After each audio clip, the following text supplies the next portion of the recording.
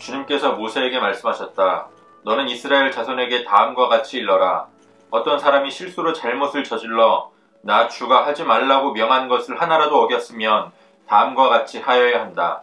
특히 기름 부음을 받고 임명받은 제사장이 죄를 지어서 그 벌이 백성에게 돌아가게 되었을 경우에 그 제사장이 지은 죄를 용서받으려면 소떼 가운데서 흠없는 수송아지 한 마리를 골라 속죄 제물로 주에게 바쳐야 한다.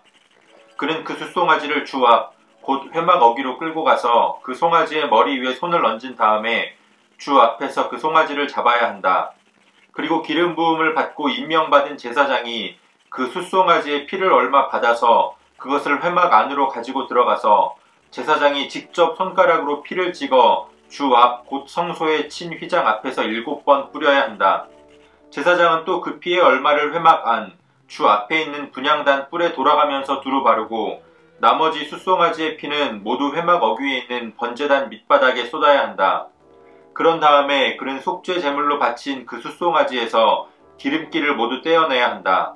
떼어낼 기름기는 내장 전체를 덮고 있는 기름기와 내장 각 부분에 붙어있는 모든 기름기와 두 콩팥과 거기에 덮여있는 허리깨의 기름기와 콩팥을 떼어낼 때에 함께 떼어낸 간을 덮고 있는 껍질이다. 마치 화목제물이 된 소에게서 기름기를 떼어낼 때와 같이 그렇게 떼어내어 제사장이 직접 그것들을 번제단 위에 올려놓고 불살라야 한다. 수송아지의 가죽과 모든 살코기와 그 수송아지의 머리와 다리와 내장과 똥과 그 수송아지에게서 나온 모든 것은 모두 진 바깥 정결한 곳, 곧 재 버리는 곳으로 가져가서 잿더미 위에 장작을 지피고 그 위에 올려놓고 불살라야 한다. 그 숫송아지는 재 버리는 곳에서 불살라야 한다.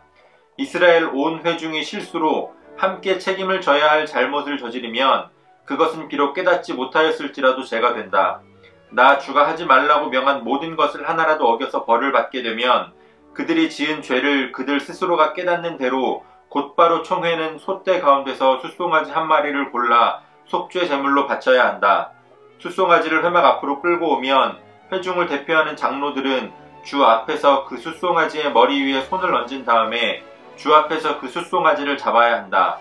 그리고 기름 부음을 받고 임명받은 제사장은 그 숫송아지의 피를 얼마 받아서 회막 안으로 가지고 들어가서 제사장이 직접 손가락으로 그 피를 찍어 주 앞 곧 휘장 앞에서 7번 뿌려야 한다. 그는 또 회막 안 주 앞에 있는 제단 뿔에 그 피를 조금씩 바르고 나머지 피는 모두 회막 어귀에 있는 번제단 밑바닥에 쏟아야 한다. 그런 다음에 그는 그 숫송아지에게서 기름기를 모두 떼어내게 하여 그것을 받아 제단 위에 올려놓고 불살라야 한다. 그는 이렇게 숫송아지를 다루면 된다. 이 숫송아지도 속죄 제물로 바친 숫송아지를 다루듯이 다루면 된다. 제사장이 이렇게 회중의 죄를 속하여 주면 그들은 용서를 받는다. 제사장은 그 숫송아지를 진 바깥으로 옮겨 앞에서 말한 숫송아지를 불살을 때와 같이 그렇게 그것을 불살라야 한다. 이것이 바로 회중의 죄를 속하는 속죄 제사이다. 아멘. 3월 4일 금요일 매일 성경 오늘의 본문 말씀은 레위기 4장 1절로 21절까지의 말씀입니다. 오늘 본문 말씀은 속죄제에 대한 말씀인데요. 내일과 모레까지 이어서 속죄제에 대한 말씀이 계속해서 나오겠지만 특별히 오늘은 제사장과 이스라엘 온 회중이 죄를 범했을 때에 드리는 속죄제에 대한 말씀을 주시고 있습니다. 하나님은 누가 죄를 지었느냐에 따라서 그 제물을 다르게 말씀하고 계신데 오늘 본문에 나오고 있는 제사장과 또 온 회중이 죄를 지었을 때는 동일하게 흠이 없는 숫송아지를 드리게 하셨습니다. 이 속죄제에서 드려지는 제물은 나의 헌신이 아니라 제물이 나의 죄를 대신해서 죽는 것을 의미했습니다. 오늘 본문 2절과 13절의 말씀을 보면 속죄제물을 드려야 하는 대상이 누구인가를 말씀하고 있는데요. 누구든지 계명을 알고서도 의도치 않게 죄를 지었거나 자기가 계명 어긴 것을 몰랐다가 이후에 깨닫게 된 사람이 하나님께 드리는 제사가 속죄 제사입니다. 민수기 15장 30절 말씀을 보면 하나님은 의도적으로 죄를 지은 이스라엘 백성들 혹은 그들과 함께하고 있는 타국인들이 있다면 그들을 이스라엘 백성들 중에서 끊어내라 라고 단호하게 말씀하고 있습니다. 하나님은 거룩하신 분입니다. 어둠이 있는 곳에 빛을 비추면 어둠이 소멸되는 것처럼 죄인은 하나님 앞에서 살 수가 없습니다. 그래서 하나님께서 이스라엘 백성들에게 속죄제를 드릴 수 있는 이 계명을 또 주셨고, 또 궁극적으로는 예수 그리스도를 통해서 완전한 속죄제를 이루신 겁니다. 예수님은 온 인류의 죄를 대신해서 속죄 제물로 자신을 드리셨습니다. 예수님의 피와 살을 나누는 이 성찬을 통해서 예수님의 피는 마치 성소에 뿌려졌던 속죄 제물의 피와 같이 성령님께서 거하시는 성소인 우리의 몸에 뿌려졌습니다. 예수님의 몸은 하나님께 드리고 남은 속죄 제물들이 진영 바깥으로 나아가서 태워졌던 것처럼 성문 밖 갈보리에서 십자가에 달려 죽으셨습니다. 우리가 이 속죄제에 관한 말씀을 묵상하면 할수록 십자가를 통한 예수 그리스도의 완전한 속죄제가 우리에게 얼마나 큰 은혜인지를 깨닫게 됩니다. 3월 들어서 계속해서 이제 제사 규례가 나오다 보니까 묵상 영상임에도 불구하고 마치 설교처럼 이 제사 규례를 설명하는데 너무 많은 시간을 할애하는 것 같은데요.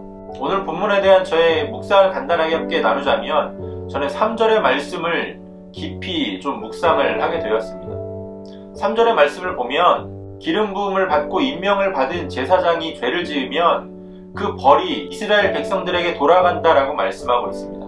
단지 제가 목사라서가 아닙니다. 오늘날 그리스도인들은 모두가 하나님 앞에 왕같은 제사장으로 부르심을 받은 자들입니다. 물론 목사인 저에게는 더 크게 와닿을 수 있겠죠. 영화 스파이더맨을 보면 이런 명대사가 나옵니다. 큰 힘에는 큰 책임이 따른다 라고 하는 대사였죠. 우리가 받은 구원의 이 은혜에도 그 은혜의 크기만큼 큰 책임이 따릅니다. 여러분, 제가 하는 말, 행동, 또 저의 설교에 그릇된 것이 있다면 그것은 여러분들에게 분명히 영향을 미칠 겁니다. 그래서 저는 설교를 준비하거나 또 이렇게 교제를 나눌 때 더 조심스럽고 더 책임감을 느낍니다. 그런데 제가 이렇게 느끼는 것처럼 오늘 여러분들의 말과 행동이 여러분들의 가족, 또 여러분들의 이웃, 또 교회 공동체, 그리고 하나님을 믿지 않는 자들에게 큰 영향을 끼친다라는 사실을 여러분들이 기억하셔야 합니다. 예수님은 마태복음 18장 6절을 통해서 누구든지 나를 믿는 이 작은 자 가운데서 하나라도 실족하게 하면 차라리 연자맷돌을 목에 매달아 깊은 바다에 빠뜨려지는 것이 더 나으리라 라고 말씀하셨습니다. 우리가 하나님 앞에 회개하고 죄로부터 돌이켜서 바르게 살아가는 데에는 나를 위한 목적도 있지만 나로 인해서 시험에 들 수 있는 나의 가족이나 나의 이웃, 또 하나님을 믿지 않는 자들을 향한 그러한 목적도 있다라는 겁니다.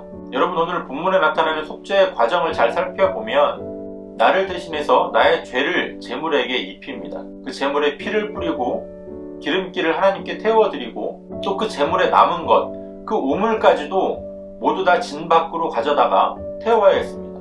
그리고 아까 말씀드린 것처럼 우리를 위해서 예수 그리스도께서 이러한 속죄 제물이 되셔서 스스로를 하나님 앞에 온전한 속죄 제물로 드리셨습니다. 우리가 오늘 하나님께 드리고 있는 우리의 이 회개의 의미를 조금 더 깊이 묵상하고 더욱더 겸손한 모습으로 죄를 경계하며 살아가는 우리 모두가 되어지기를 주님의 이름으로 소원합니다. 이제 계속해서 오늘 본문 말씀을 몇 차례 더 읽으시면서 또 개인적으로 하나님께서 주시는 말씀이 있는지 깊이 묵상해 보시고 또 각자의 기도로 오늘의 묵상을 마치도록 하겠습니다.